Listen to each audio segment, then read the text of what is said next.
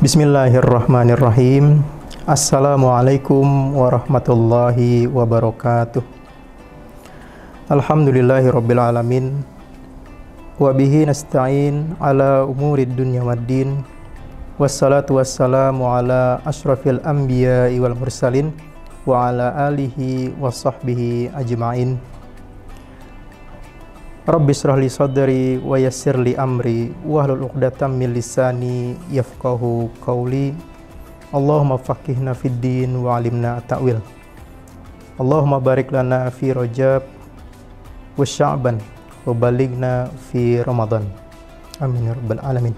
Semoga kita senantiasa mendapatkan umur panjang untuk meraih keberkahan dan berlomba dalam ibadah amal kebaikan. Ada salah satu topik yang menarik untuk kita ketahui dalam mempersiapkan diri khususnya ketika akan menjalani ibadah puasa. Baik itu untuk puasa sunnah dan juga untuk puasa di bulan suci Ramadan, yaitu ibadah puasa yang fardu. Yaitu satu istilah dalam lingkungan kesehatan khususnya ada yang disebut dengan dehidrasi. Nah, maka ada kaitannya istilah dehidrasi ini dengan kegiatan di bulan Ramadan, yaitu ketika kita berpuasa. Pemirsa yang dirahmati Allah Subhanahu wa taala, patut kita ketahui bahwa kegiatan puasa ini merupakan kegiatan menahan diri. Menahan diri dari makan, minum, dan juga menahan dari hawa nafsu. Dan juga kegiatan puasa ini sebetulnya juga digunakan ya dalam kegiatan aspek-aspek lainnya. Misal bisa menjaga segi kesehatan, ya, menjaga pemulihan badan. Contoh lain lagi saat persiapan melakukan kegiatan pengobatan, ada yang harus dianjurkan berpuasa.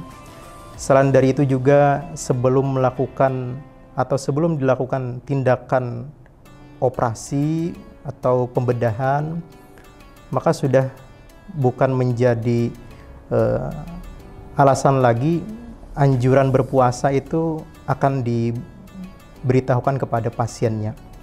Tentu masih banyak lagi yang namanya puasa ini dianjurkan selain daripada yang tadi disebutkan di awal. Artinya secara tidak langsung ada sisi kecil dari puasa ini memiliki nilai kebaikan di dalamnya. Tentunya nilai kebaikan ini kalau kita berbicara berkaitan dengan kesehatan, maka ada kaitannya dengan kesehatan tubuh. Kebaikan dalam nilai kesehatan tubuh dari sudut pandang jasmani. Nah, maka bersyukurlah kita sebagai umat muslim yang sudah menjadi kegiatan anjuran dan perintah ibadah di dalamnya, yaitu kita sering ya untuk puasa sunnah, apakah itu yaitu puasa sunnah dan juga puasa wajib di bulan Ramadan. Masih ada lagi puasa wajib ya, seperti membayar fidyah atau hutang berpuasa, maka itu akan menjadi fardu. Maka dari itu kita coba berfokus pada istilah dehidrasi tadi. Nah, pemirsa yang dirahmati Allah Subhanahu wa taala, kita coba mendalami topik dari dehidrasi tadi. Secara definisi, yaitu suatu kejadian ketika tubuh kita, ya tubuh manusia khususnya, mengalami kekurangan cairan. Nah, sebab kekurangan ini bisa karena masuknya cairan ke tubuh yang kurang, atau bisa juga cairan tubuh yang keluar secara berlebihan, maka ada sebabnya. Artinya secara tidak langsung bahwasanya keluar masuknya itu tidak sebanding dengan porsinya. Nah, itu yang disebut dengan dehidrasi. Maka kalau kita coba kaitkan dengan berpuasa, tentunya kita menahan tadi ya makan dan minum. Sebetulnya kalau boleh kita pahami sejak dini, ketika kita memiliki niat berpuasa, maka secara tidak langsung tubuh akan mengirimkan suatu sinyal ke otak untuk melakukan aktivasi senyawa kimia. Nah, yang dimana senyawa kimia ini akan dikirimkan ke seluruh bagian organ tubuh kita, dengan harapan ketika nantinya pesan yang sudah dikirimkan ke bagian organ tubuh tadi tersampaikan, maka secara tidak langsung juga tubuh kita sudah siap.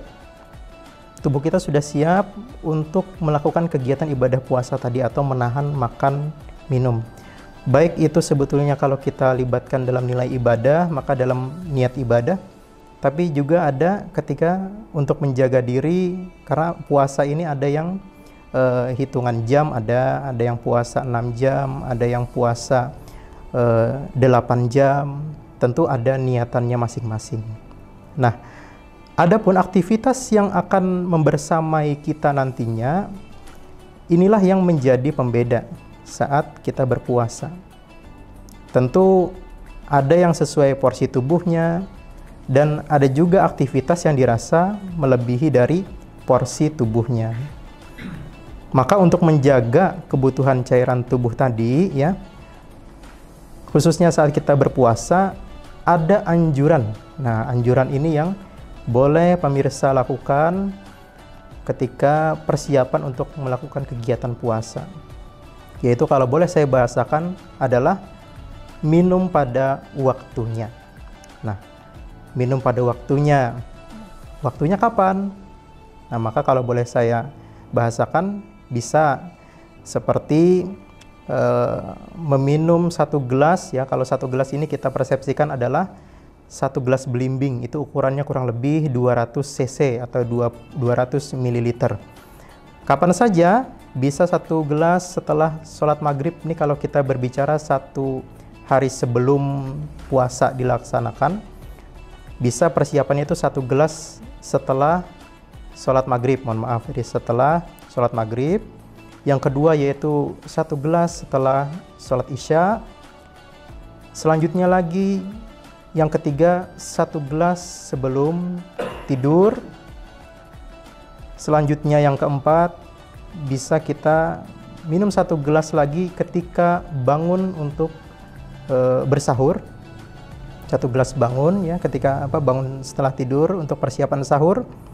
Tentu kan bangun sahur ini kita tidak tahu apakah nanti mepet dengan bersahurnya atau ada jarak sebelum sampai pada waktu mengakhiri sahurnya. Maka selanjutnya setelah bangun dari persiapan sahur tadi, kita bisa tambahkan lagi 1 gelas setelah bersahur. Nah, tentunya setelah itu masuklah pada waktu berpuasa. Kita beraktivitas siang, pagi, siang, sore, sampai dengan waktu berbuka.